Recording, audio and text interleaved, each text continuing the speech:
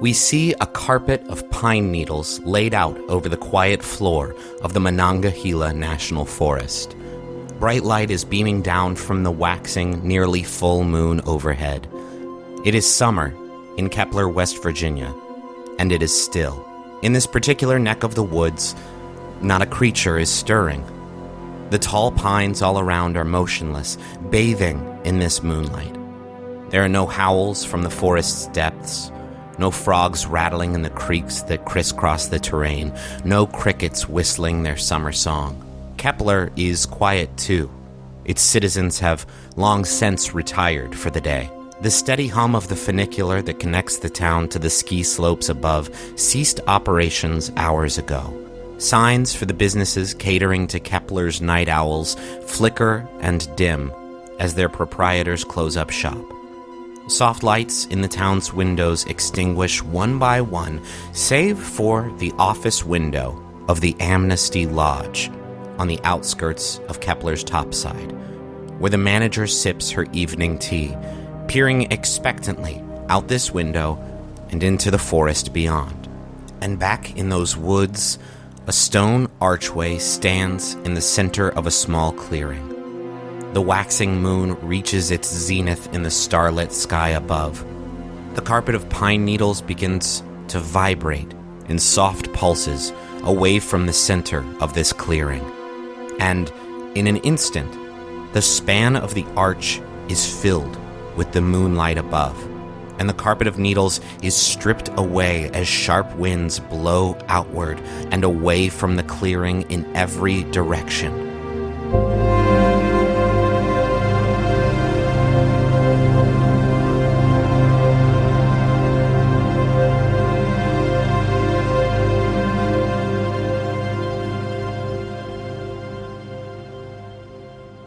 The moon's reflection on the archway dims.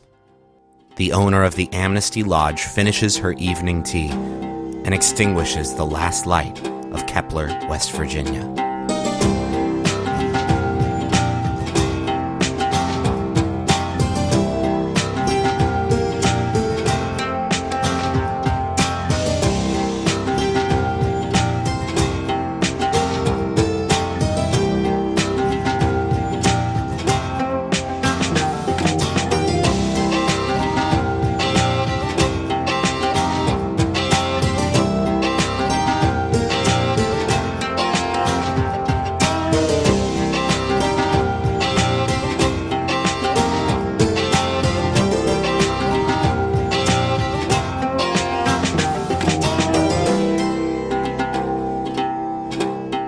Okay, hi everybody, welcome to the Adventure Zone, first proper episode of what we're calling the Adventure Zone Amnesty.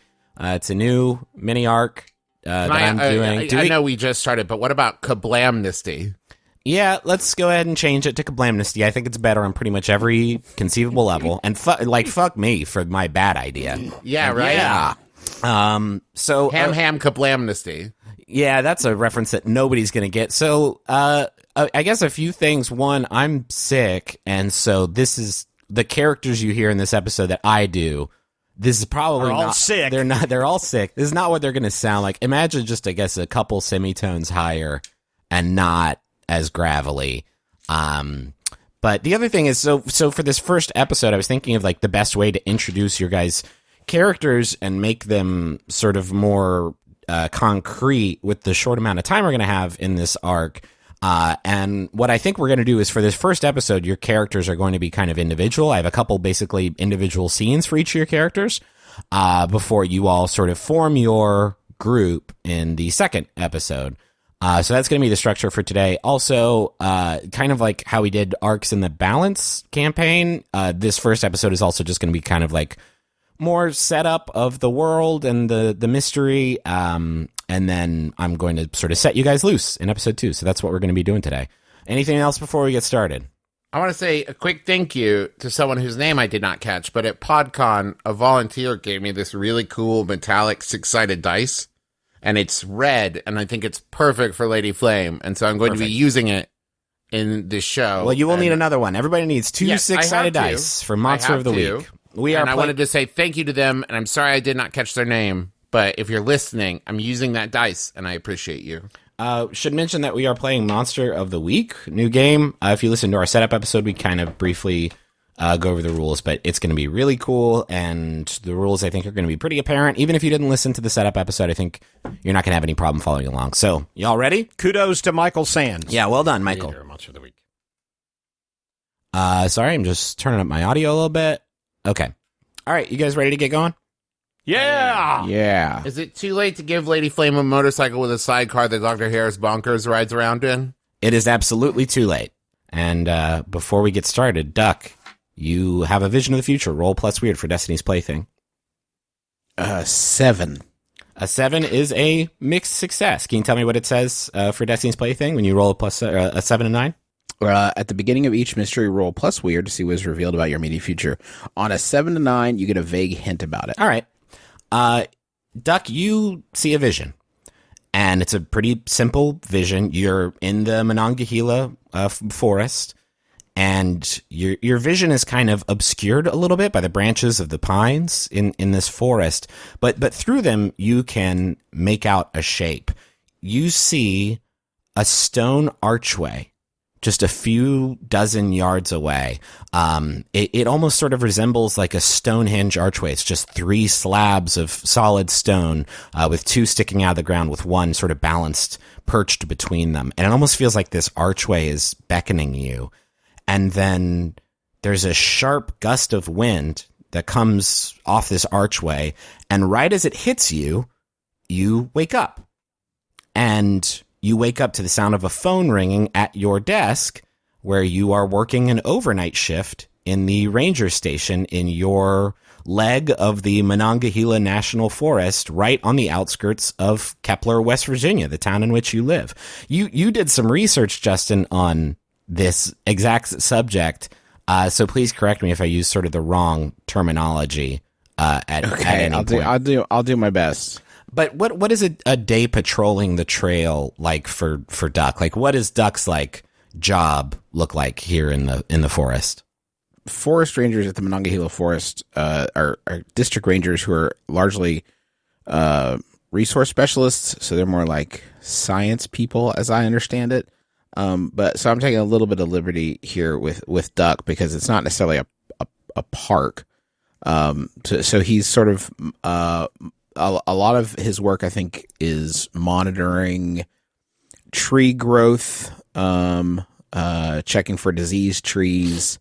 I like that idea, like keeping the trails clean, and I think he takes a lot of pride in it, and is sort of careful about making sure that it's on a good tilt. I dig that. I think just to sort of make this a little bit more action oriented to get you like into the action a little bit more.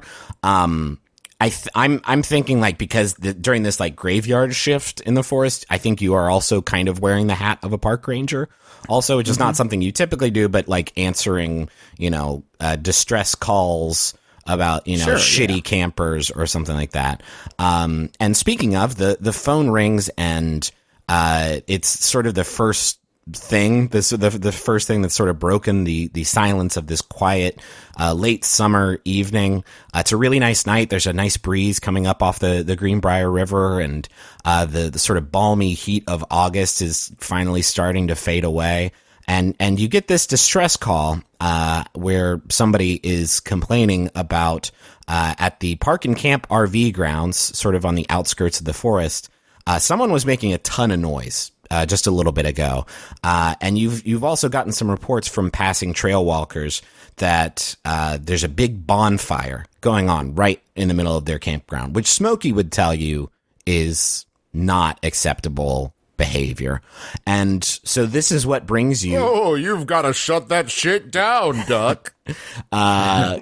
We could introduce Smokey. Is Smokey a cryptid? Have we talked about this? Yes. A talking bear wearing blue jeans. Yeah, I think absolutely. So, Duck, this is what brings you to the Park and Camp Lot 5, little after 6 o'clock p.m., and at this lot, you see a mid-sized RV parked in its appropriate space, but it looks like it was recently kind of wrecked. The front driver's side corner of the car is just crumpled up. The headlight's just gone.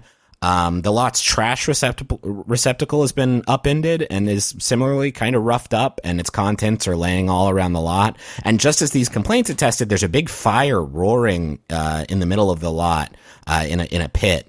It's not quite a bonfire anymore, but you can tell from the charred wood that's rolled away from the pit that it probably used to be. And the lights inside of this RV are turned off. What do you do? Can I read a bad situation?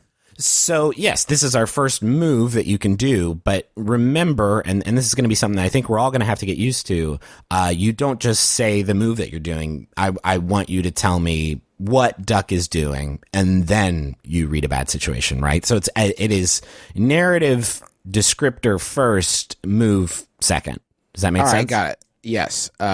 So I'm going to take out my mag light and just sort of do a sweep of what I can see. All right. And try to get the lay of the land before I rush into anything. Is Duck strapped? This is we didn't talk about guns in the setup episode, but like unless your character has a fucking really good solid reason to carry a firearm with them, which is also something that I have plans for, because I don't love the idea of an arc where just like it's a bunch of gun toting shooter folks all the time. So unless you have a really good reason to have a gun, I would say definitely not. Yeah, I don't. Okay. Well, You don't so see thinking of animals and... I should probably change mine then, because in my gear I had picked a gun. But I could go with heirloom sword. That feels magician-y. I think in general for weapons, don't stress about weapons. I want to ground your characters in the real before we do like stuff like that, and pick those weapons, but I might just give them to you at some point during this arc, but you wouldn't start with them because you are not, monster hunters right now. But we're delaying, so go ahead and roll plus sharp, which is the stat that you use for read a bad situation. 10. All right, that's our first great success. No. I hold 3 on a 10. Yeah, so when you read a bad situation, you roll plus sharp, and on a 10 you get 3 hold. And hold you spend immediately to answer the following, to ask me the following questions, which I will answer based on what you said you were going to do. So you said you were like flashing your light around this scene, looking around.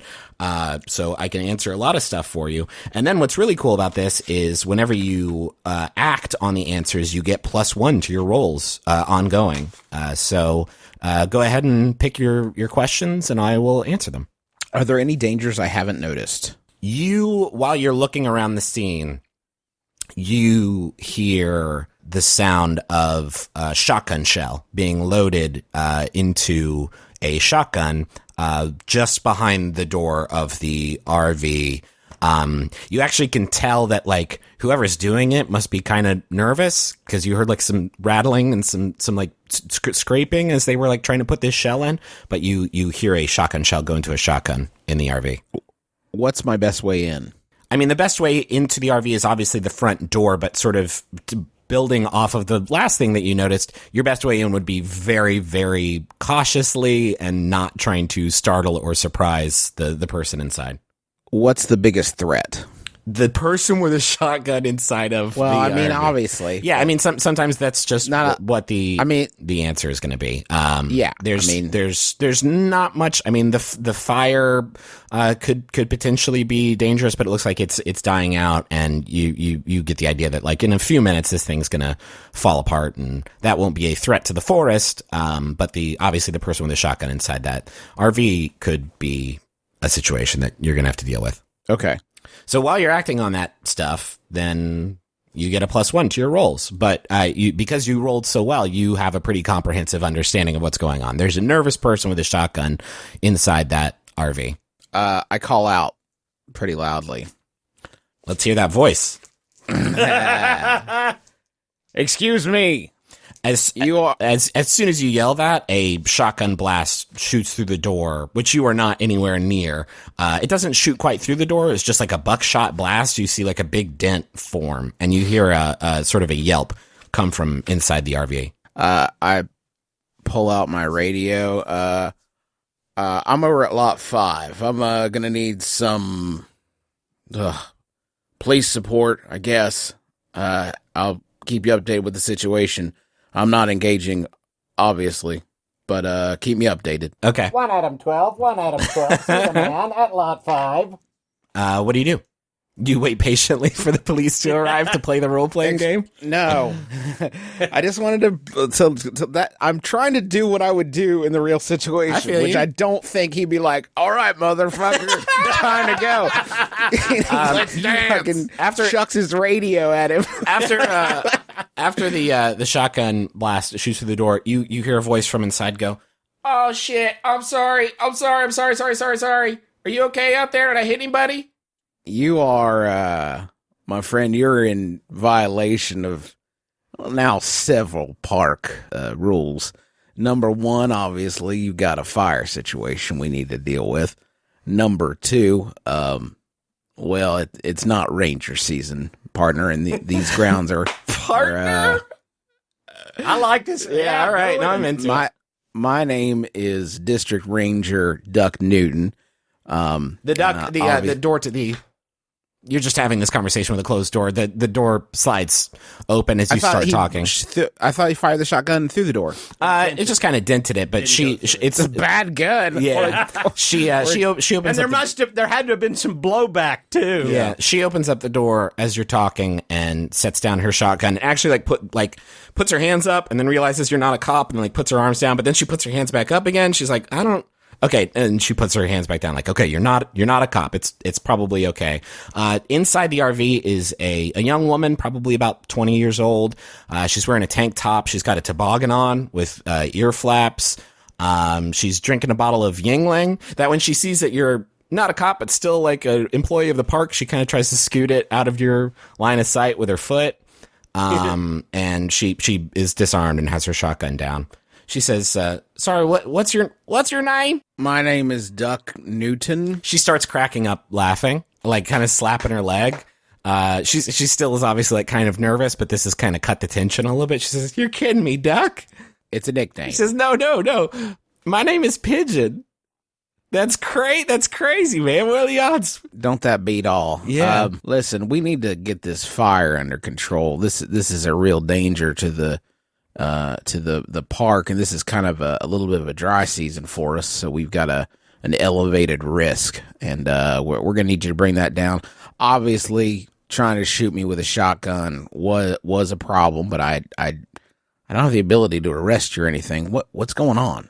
She laughed at the sort of incident of both of you kind of having bird names, but she's starting to look a little bit shaky again, and she reaches down and shakily grabs the Yingling. She's like, I know it's against the rules, but if you had the kind of night I've been having, I don't think you'd do any better. She takes a slug and she says, I need to keep that fire going because I ran into something out in the woods. Me and my buddy Pete, we ran out into something in the woods, and he's still out there somewhere. We were looking for mushrooms, and we got attacked by some big motherfucker, some kind of like, it was a bear, but I've seen bears, and this was like several bears sort of all rolled up into one super bear. He was wearing blue jeans. It was a bear.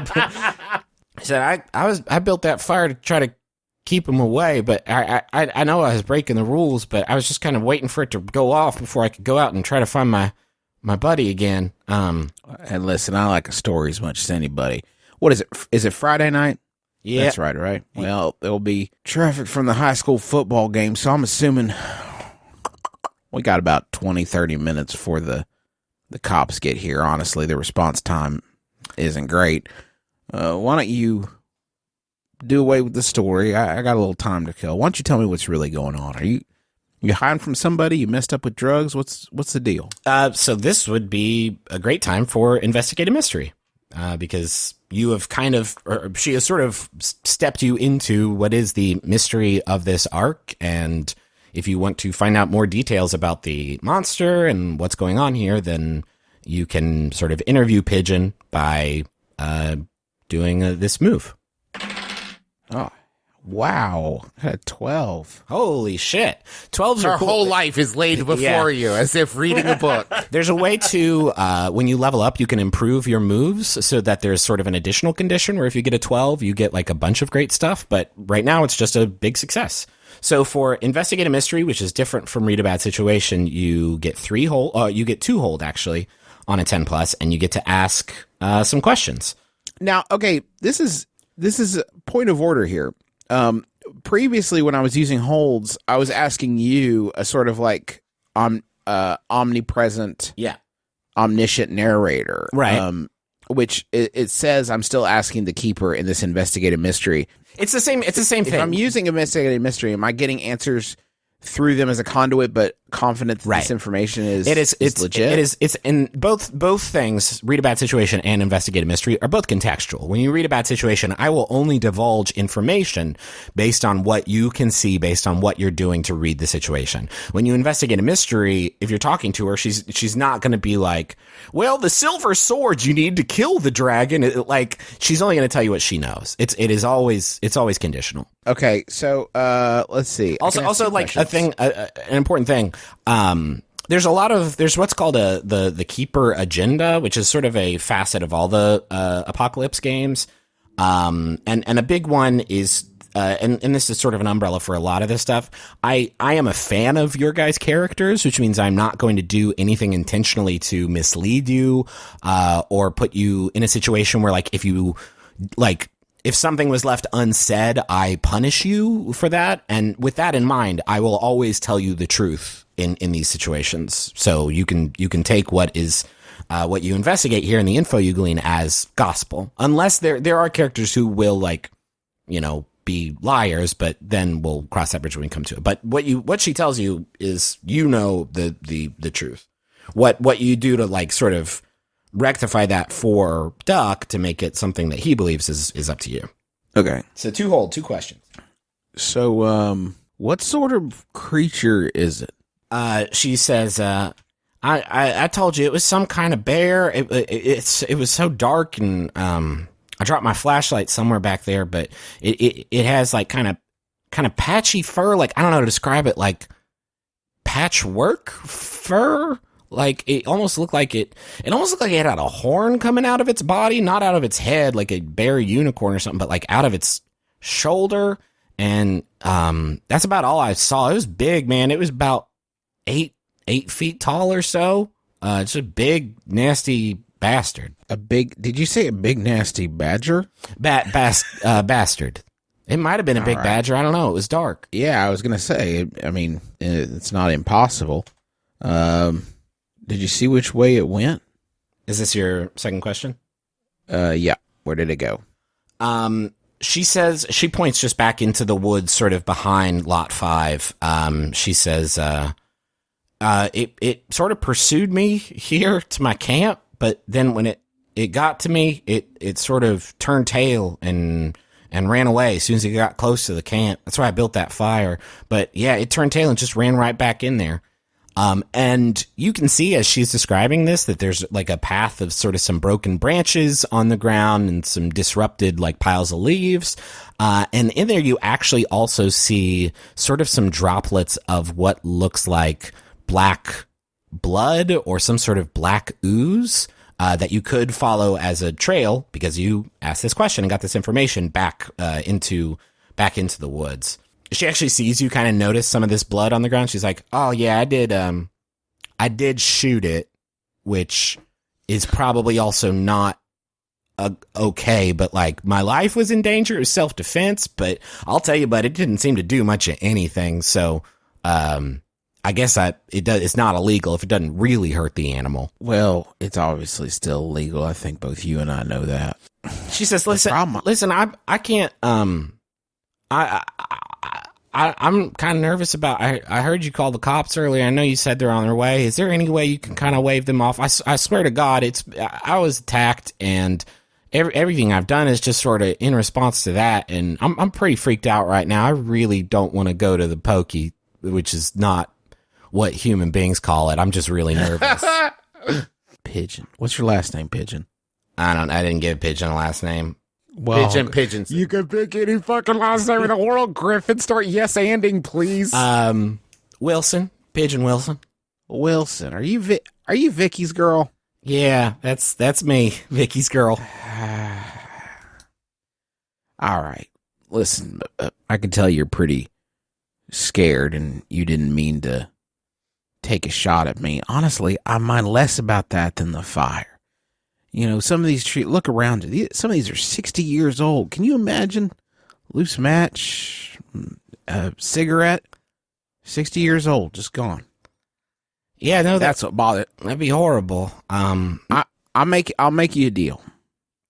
If you can promise me to never start an open flame like this again, and only occasionally taking shots at rangers with shotguns, then I think we can wave them off. They're probably going to have quite a few drunks to take care of anyway. Friday night. Yeah, I hear you. She smiles, big smile. She actually runs up and gives you a big hug. She's like, "Oh, Duck, thank you so much. I really appreciate it. I swear I'm done with fire. I'm pretty much done shooting at rangers. I would say I'm relieved, but I'm still pretty worried about Pete. He's my buddy. He's still out there somewhere. He got separated while we were running away. Do you think you could try to see where he's at? Try to find him for me?" Yeah, I'll take a look. No promises. It's a big forest. Okay. Are you packing heat? Because I'm real worried now about the bear and you getting hurt by the bear. Are you strapped? I'm not strapped, but I'm also not going to engage. The problem I'm having, Pigeon. Hold on, let me. Come on back. That was a false alarm there. It was a false gunshot. What? False gunshot? How does that work? You know, nah, it was a couple kids playing with cherry bombs. I just little overactive imagination. It's on fucking those parts. millennials, man. I'm telling you. I know. I hear that. All right, so you can wave the boys off. Thank you. She leans into the RV and she pulls out a hunting rifle that she kind of hands to you. And she's like, "I know you don't want to engage, but it might want to engage with you. Are you sure you don't want to?" Pigeon, you brought a lot of guns out here, eh? She says, "No, gun, Pigeon? she says, this one's Pete's. This is his. We each brought one gun." Pete's gun. All right. Well, I'll hold on to it in case I run into Pete, so we can get that back to him. You can kill Pete? I'm gonna make a call to make sure that Pete's got all the proper paperwork for this. But yeah, I'll hold on to it for now if that would make you feel better. The problem I'm having, Pigeon, is about the biggest animal we get in these parts is the good old Ursus americanus, the black bear. It's our state bear. Did you know that? She said, "Yeah, everybody knows that. I'd take West Virginia history, but Quick, state flower, go. the rhododendron. But I'll tell you, Duck." All right. She says, "I'll tell you, Duck, though, you're wrong about that, bud. You got something way bigger in these woods."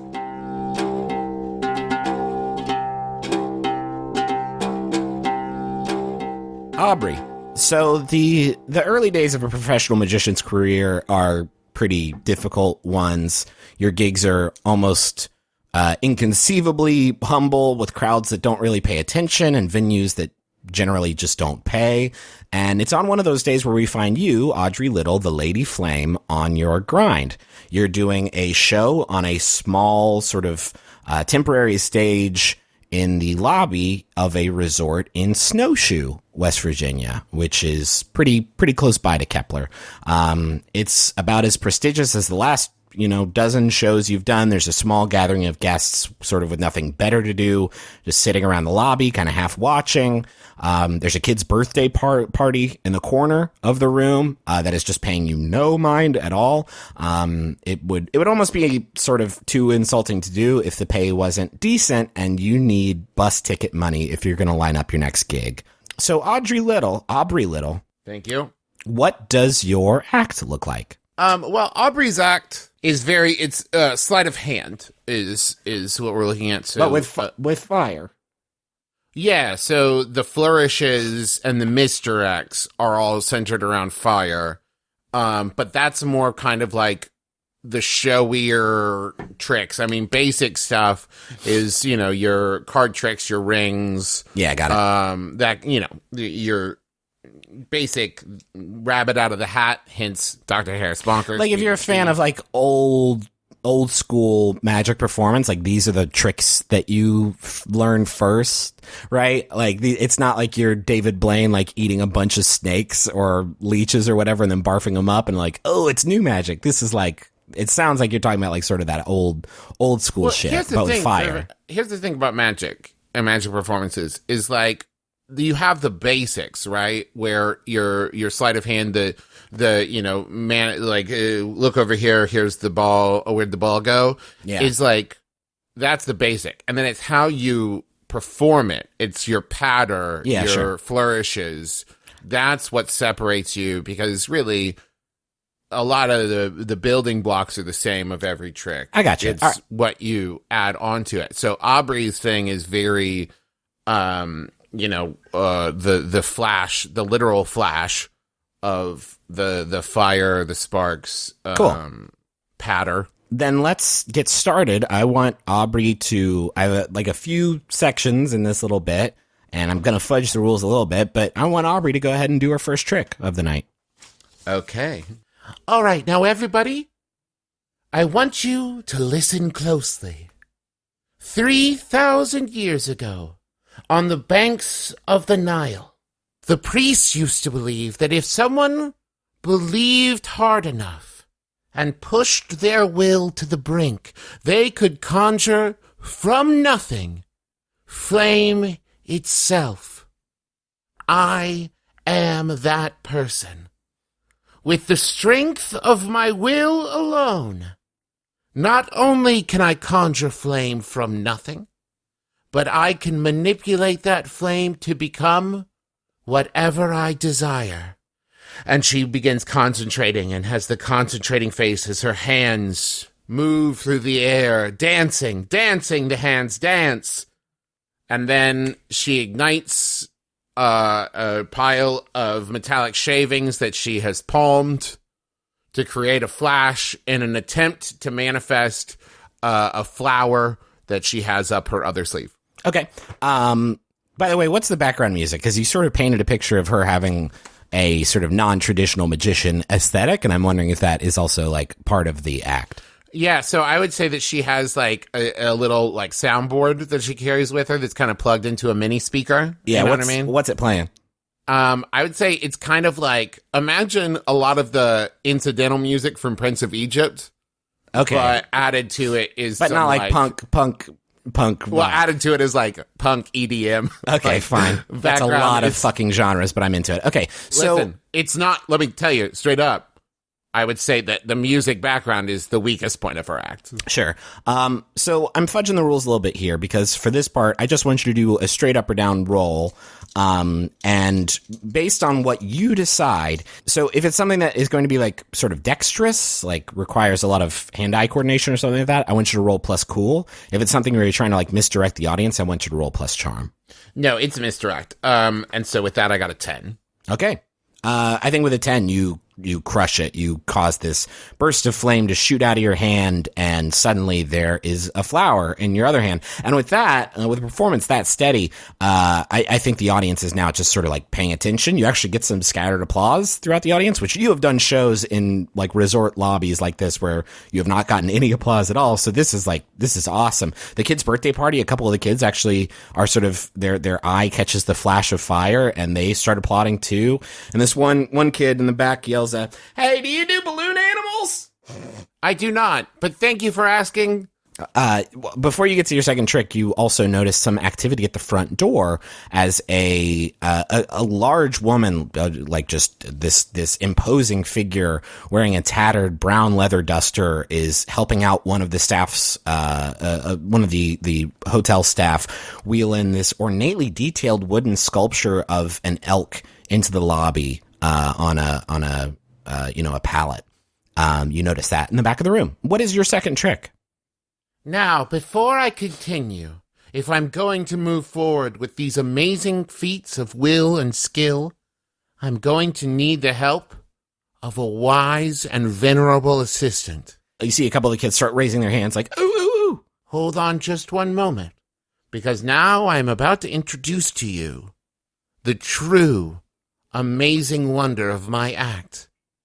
Folks, I'm ready to present Dr. Harris Bonkers. And she taps with her foot, and a little puff of smoke from a mini pyrotechnics machine goes on. And with that, the sides of a box fall away, revealing Dr. Harris Bonkers, PhD. I think maybe like one of the kids is like, a bunny! But everybody else doesn't really know how to react to this. I think that would count as a trick, by the way. So I'll go ahead and roll plus charm on that. It was an 8.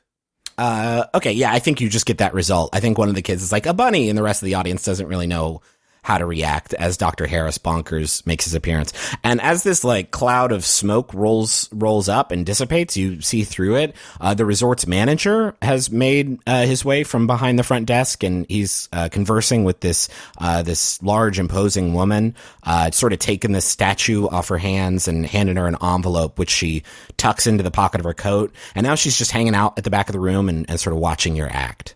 To you, he seems like just a bunny. But let me tell you, Dr. Harris Bonkers was once the greatest wizard who ever walked the face of the earth, until one day he touched on something too powerful for him to control. It backfired, cursing him into this poor and lonely shape. But I am able to communicate with Dr. Harris Bonkers. And Dr. Harris Bonkers tells me that there's someone here in the crowd who I need to bring up on stage. Someone here with something to tell me. You, in the back, in the ragged duster. Would you join us on stage, please? This woman in the back of the room, sort of kind of an older woman, you think, like, not older, maybe like, mid-50s or so. She kind of smiles and like shakes her head like, no, I'm good, thank you though. She gestures over at one of the kids at the party like, why don't you take one of them instead? I feel like they'd get a kick out of it. I see. A little trepidatious, afraid of what Dr. Harris Bonkers might know. Very well. If you're afraid. She gets that you're trying to goad her, and she kind of chuckles again. Very well. Let's see. We need a volunteer. Let's see. Yeah, there's a kid in the birthday party who's wearing like a paper crown, who you take to be the birthday boy. You, the little prince. Why don't you join us here on stage? The kids are kind of like clapping, almost like they're making fun of this little boy who kind of like nervously, kind of almost sullenly walks up to the stage and hops up next to you and Dr. Harris Bonkers. Don't worry, kid. It's going to be fine. Now, what we are going to do here, he is going to... What's your name, son? Randy. All right, Randy is going to communicate to Dr. Bonkers, and then Dr. Bonkers is going to communicate to me. Are you ready, Randy? Yeah, I guess so. Okay. And so then she begins some very flourishy, like, card shuffles, and offers to Randy. Now, Randy, I want you to pick a card, but don't show it to me. I want you to show it to Dr. Bonkers. He picks a card and holds it to his chest, looks at it. You want me to show it to your bunny? To Dr. Harris Bonkers, yes. All right. And he goes and sort of flashes it to Dr. Harris Bonkers. Is Dr. Harris Bonkers a magic rabbit? What would stop this rabbit from just, like, eating the card? He's just well-trained? He's a very well-trained rabbit. Okay, very I got smart you. I got for you. a rabbit. All right, continue the trick. The illusion.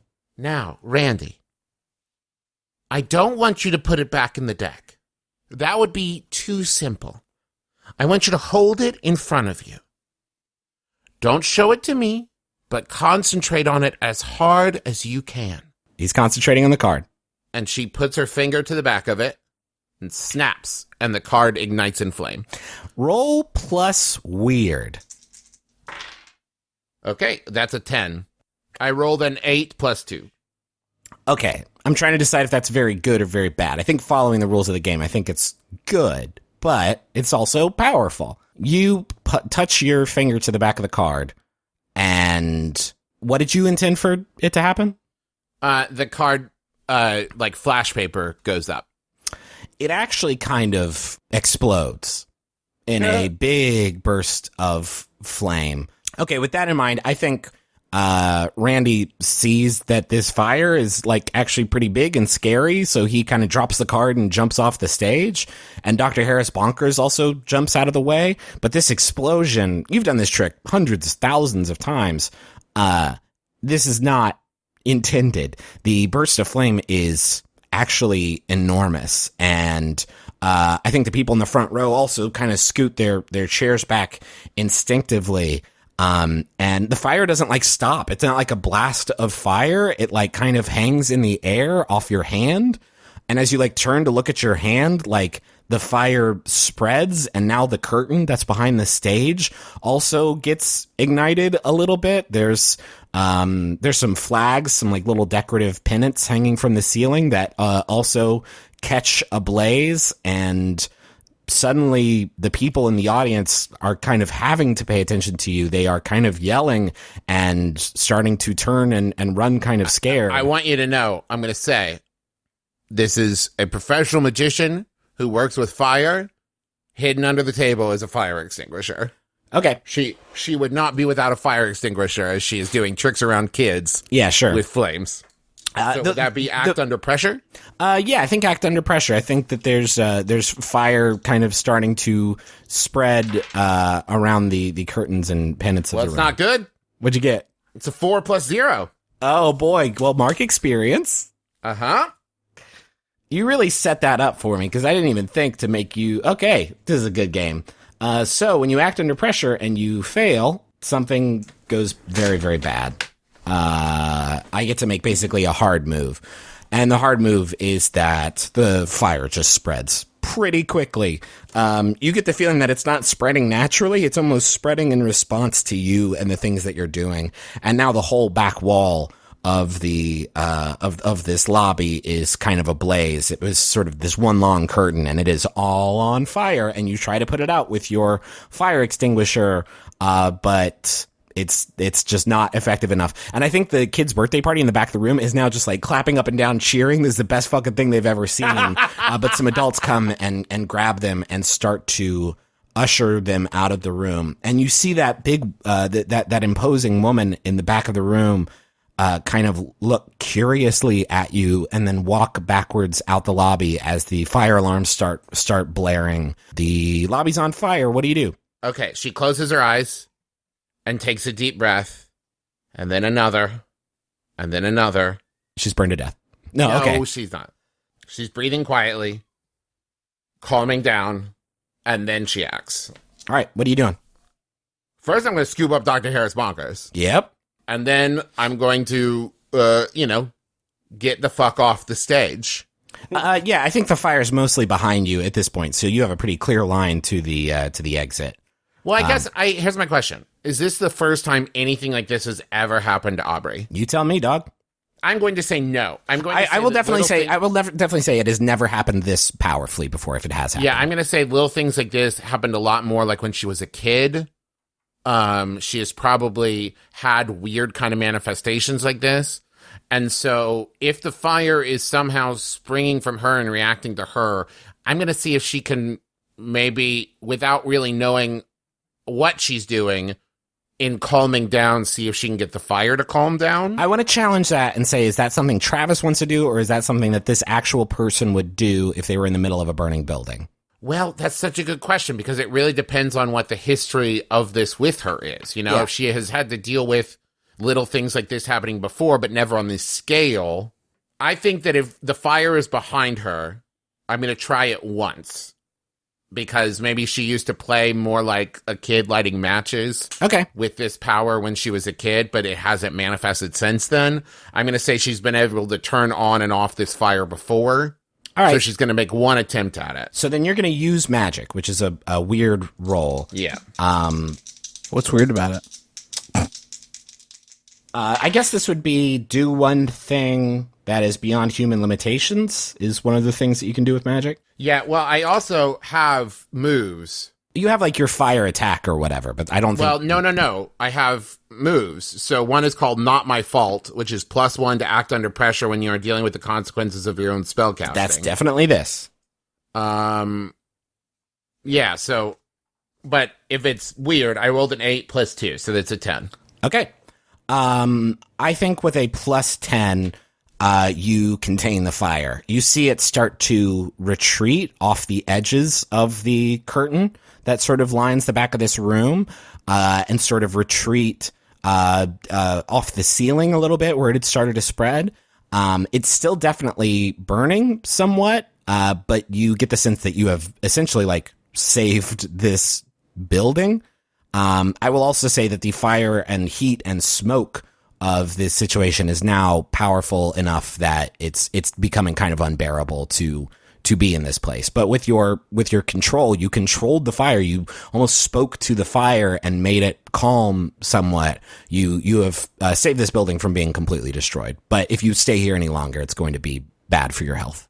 Lady Flame out! Okay. You step outside, and as you do, you see some folks on their cell phones trying to get reception. Again, you're in the U.S. National Radio Quiet Zone, and so it's kind of difficult to get signal here. The kids are still applauding you as you come outside. In the distance, down the hill that you're on, you can see the lights of a fire truck kick on and start speeding up the road, and behind them you see another set of lights kick on, and these are the lights of a police vehicle sort of following to race up to this scene. And you also see out of the corner of your eye to your left, you see at the edge of the building that woman wearing the leather duster, and she is kind of frantically motioning for you to come over to her as quickly as you can. I do that. Okay. You move over to that woman and you turn the corner and you see her big 4-wheel truck that she's got parked around the corner of the building. And as you come around the corner, she has a sawed-off shotgun trained on you. And she speaks quickly and she says, "All right, then, let's hear it. What are you doing this far from the gate? Didn't anybody tell you the rules?" She says, "Come on now, I know real magic when I see it. Fess up. You thought you'd just go around blowing up ski lodges all willy-nilly like that?" I'm flattered. I'm a magician. Those were tricks. I wish I could tell you how I did it, but as you know, magician secrets. She says, "All right, explain the trick of how you made the fire retreat. By the way, cops are going to be here in a couple minutes. How did you make that fire just disappear? I'm listening."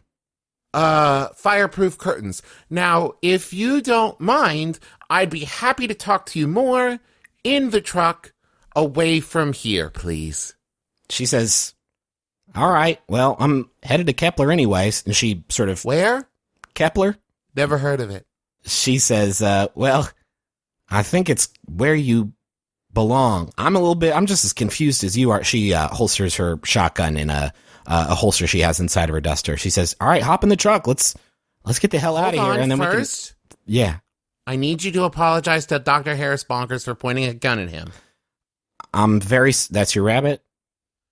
His name is Dr. Harris Bonkers. I'm very sorry for pointing a gun at you. Cops are going to be here in about 30 seconds. Let's get the hell out of here. Hold on. Dr. Harris Bonkers, do you forgive her? Okay, he forgives you. Let's go. He says, "I know Dr. Harris's name. What's yours again?" It's Aubrey, but you can call me the Lady Flame. Now, if you don't mind, start the fucking car. She hops in the driver's seat as you hop in the passenger seat and turns the ignition. She says, "All right, Aubrey, it's nice to meet you." And she extends her big hand and she says, "I'm Mama."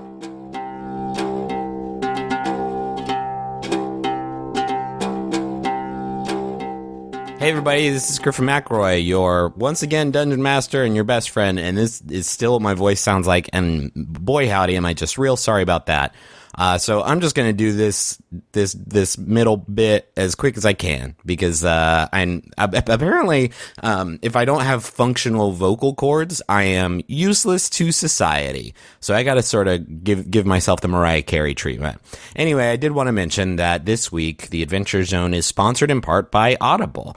With an unmatched selection of audiobook and spoken word audio products, Audible is the internet's leading provider of spoken word entertainment. And I apologize to Audible for how much my voice is going to break during this segment. Not much I can do about that.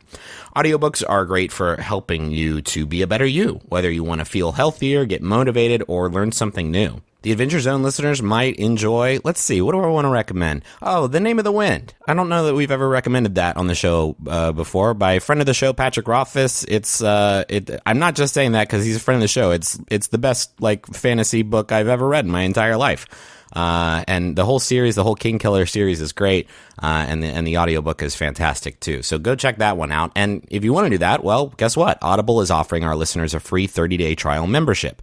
You can get a free audiobook with a 30-day trial today by signing up. Just go to audible.com/adventure or text adventure to 500 to get started.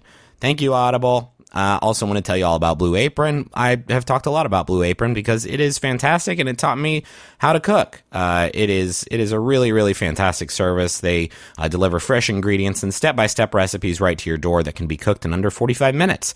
And the menu changes every week based on what's in season. They're doing a cool thing now where for 8 weeks, ending on February 26th, they're teaming up with Whole30 to bring you delicious recipes. Their menu will feature 2 Whole30 approved recipes each week, like Mexican spiced barramundi with avocado and kale and sweet potato salad. It's really good stuff, and you can kickstart your new year with Blue Apron and Whole30. Blue Apron is treating Adventure Zone listeners to their first 3 meals, a $30 value with your first order if you visit blueapron.com/adventure. So check out this week's menu and get your $30 off with free shipping at blueapron.com/adventure. Blue Apron, a better way to cook. Got a couple Jumbotron spots here. The first one is for Paul, and it's from Amaria, Agnes, Mint Nation, and Pez, who say, happy birthday for October 2016. Yikes! This is maybe the latest one we've ever had. For letting a sullen wizard, deadly ranger, drunken cleric, and idiot monk realize their dreams, for making us laugh and giving us puzzles we sometimes ignore, for teaching us that defending the innocent and sacrificing them to giant spiders is equally effective. For all of our Bryans, you're the best. Never leave us. And now I'm going to do a quick fact check to make sure it does say Bryans and not Brains. 1 second. I got it in one. It is Bryans. Crushed it. Thank you very much for this message. Here's another one, and it's for Caesar, Argus, Matilde, Leon, Campster, Vlad, Lisk, Peldon, Theo, Shehan, and Matthias. And it's from your DM. And I'm guessing if you're part of that group and you recognize the other names, you know exactly who I'm talking about. We haven't had a chance to play in a while. I just wanted you all to know that I missed you. But I've got lots of orcs left, and we'll see how many of you I can hit next round. Hey, hit him up. Hit this DM up. It's time. The adventure waits for nobody. Except for us when we take a month off the show. Anyway, thank you all so much for listening to Amnesty. I hope you're enjoying it. I know this episode is a little bit slow, but I thought it would be cool to sort of give you a little bit of character development on the boys' characters before we sort of jumped into the mystery. We actually already recorded episode 2, which will be up next Thursday. So look forward to more of these sort of gravelly, dulcet tones. But yeah, I'm really, really excited for where this arc is going. I love the characters that the boys made, and I'm excited to endanger them with a big monster.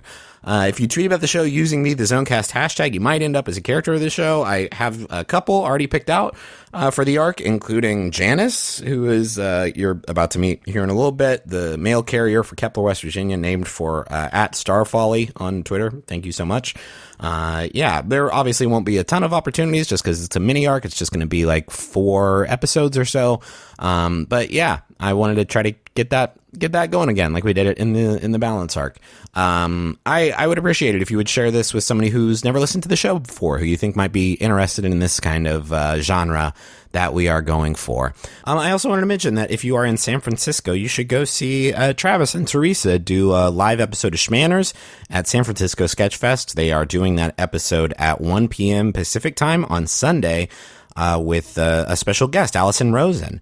It's going to be a really fun show, so if you're in that area, I would encourage you to go and check that out. Thank you to Maximum Fun thank you to Maximum Fun for having us on the network. You can check out all the great shows that they've got there at MaximumFun.org. And if you want to see more stuff that we do, you can go to McElroyShows.com. It's where all our podcast and video stuff is. So you can find all that there. And I'm done. I can't anymore. And we'll be back next Thursday, which is going to be January 18th with the next episode of Amnesty. So I'll talk to you then. Bye.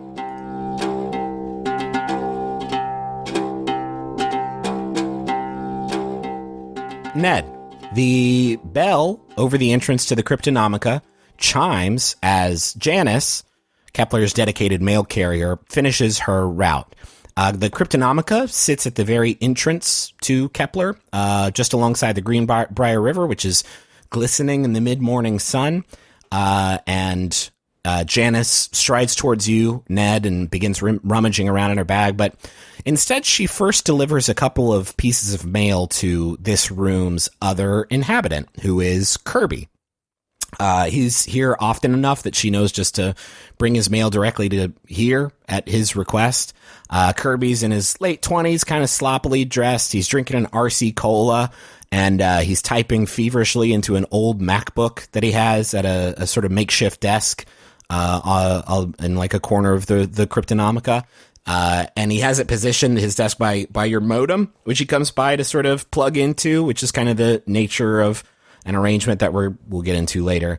And Janice finishes delivering the package of the mail to Kirby, and then walks over to you, Ned, and pulls out the last few pieces of mail from her bag. It's mostly just junk mail, but then she pulls out another piece of mail in a large envelope, and she kind of reacts with surprise, and she says, "Oh, this one's certified, Ned. It looks important. Gonna need you to sign for this one." Of course, Janice, certified. Is it sent to me? I mean, in my name? Yeah, dude. Why do you think I'd deliver it to you otherwise? Well, no, I mean, if it was sent to the business, sure. Yeah, here, let me sign. Okay, you sign for it. Edmund Chicane. She's already there you go.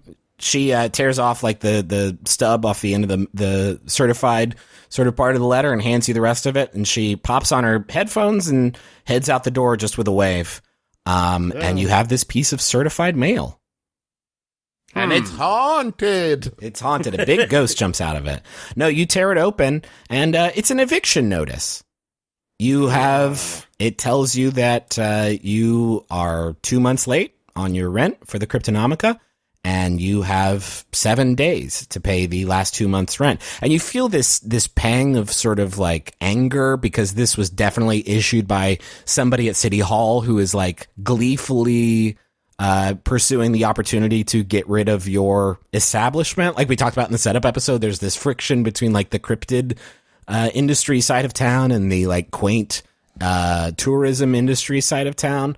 You also kind of saw this letter coming because visitors at the Cryptonomica have been kind of few and far between, and revenue has dwindled. And before we go any further, I want to hear from you about what the Cryptonomica looks like. What do you got in there? Cryptonomica is really kind of divided up into two areas. There's one main area that is open to the public, with a lot of glass cases and a lot of shelves, tables, mostly cases. I say it's dominated by the glass cases. And there's another room, a back room that is similar to the front room, but maybe about a third of the size.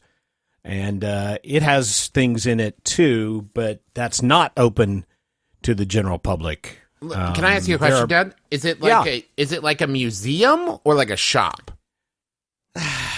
I think it's like I mean, every shop. museum has a shop in it. Yeah, this but I is mean, like is it like a gift shop touristy thing, or is it like look on these wonders? I think Ned portrays it that way, but it's every one of these wonders can be bought. Gotcha. These one of a kind amazing artifacts and mystic tomes, whatever, can all be purchased for a ridiculous the right price fee. Yeah. And there are like spinners with pamphlets in it. I thought you were going to say fidget spinners. Yeah, I thought so too. No, that's with like Bigfoot's face on them. And he's got a lot of books, about every cryptid you can imagine, Mothman and the Jersey Devil and Nessie, and some that are kind of dedicated to some of the local cryptids that are rumored to be rumbling about. But Ned is going to portray them to the public as amazing wonders, one of a lifetime items that can pierce through the veil of ignorance and enlighten everyone. But Ned doesn't necessarily believe any of that. Oh, God, hell no. Okay. No, he doesn't believe in any of it. Also in this room, as I talked about earlier, is a corner where Kirby is working at a desk. And he sees you open this letter. He stands up from the desk, walks over to a vending machine in the corner, and pops in a couple quarters, and he grabs a fresh RC Cola, and he motions to you, Ned, like, you want one? No, thank you, friend Kirby. I'd much rather you get back to finishing whatever you're doing so you can get the hell out of my shop. He kind of chuckles. My museum. He kind of chuckles, and he goes and he sets the can of soda down on his desk, and he says, well, what'd you get, Ned? I received a communique from the local bureaucracy, Kirby, and apparently they would like me to vacate the premises or pay them the exorbitant fees that they demand. He kind of like puts his head in his hands and like rubs his temples for a second. He's like, you got an eviction notice, Ned? You got to fix this. I like working here with you. It's a good arrangement. What? Anything you can do to drum up? Let's talk about that arrangement, Kirby. What exactly do you do around here? What do you contribute to my well-being? Well, I'm an income generator, Ned. You know how this works. I'll explain, because this is like a thing you would know. This is not like I'm introducing this to the game, but this is something Ned would know. Kirby runs a local cryptid zine called The Lamplighter.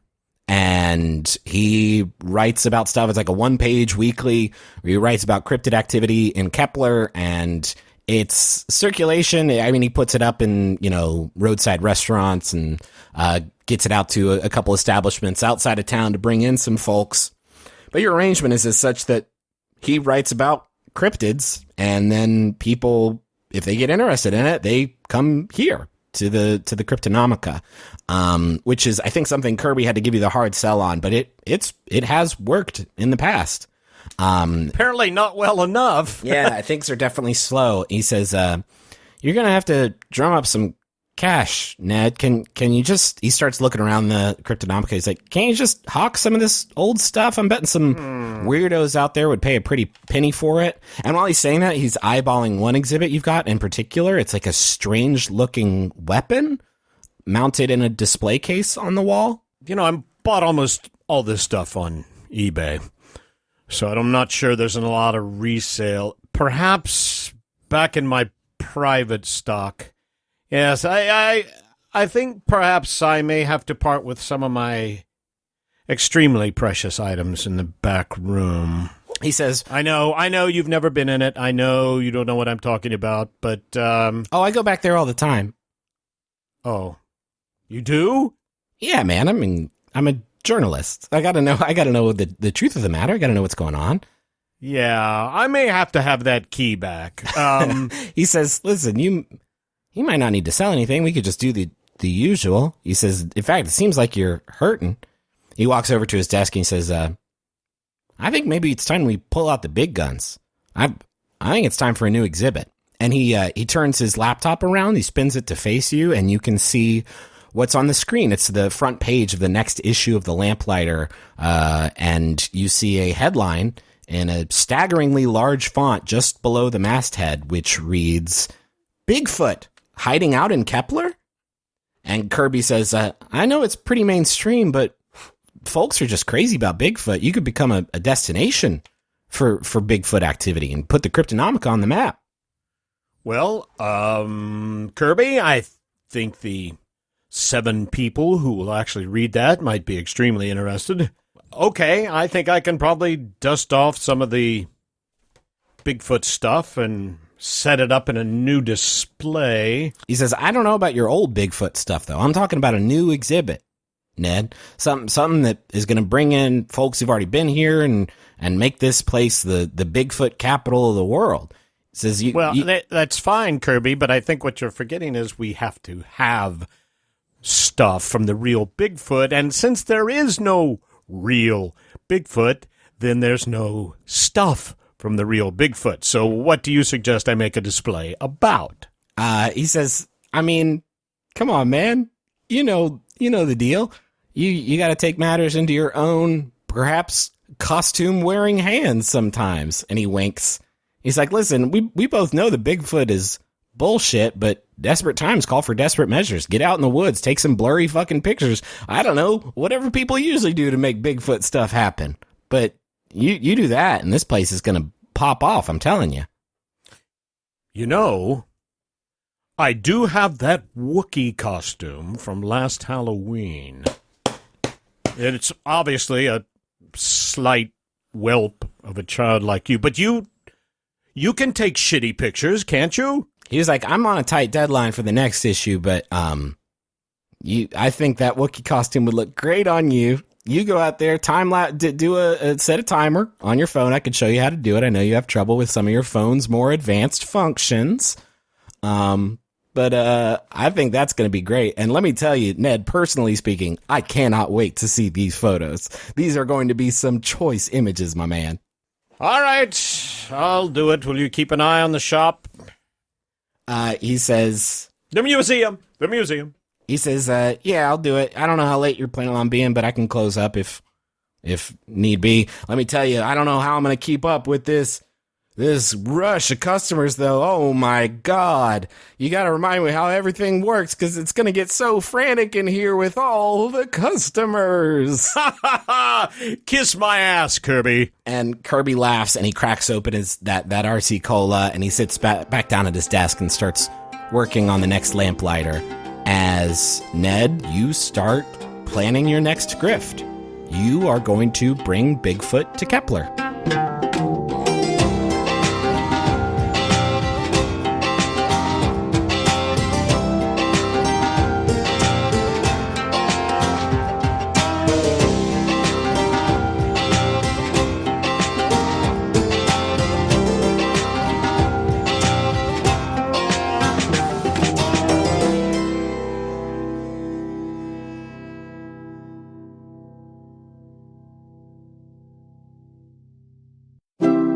MaximumFun.org.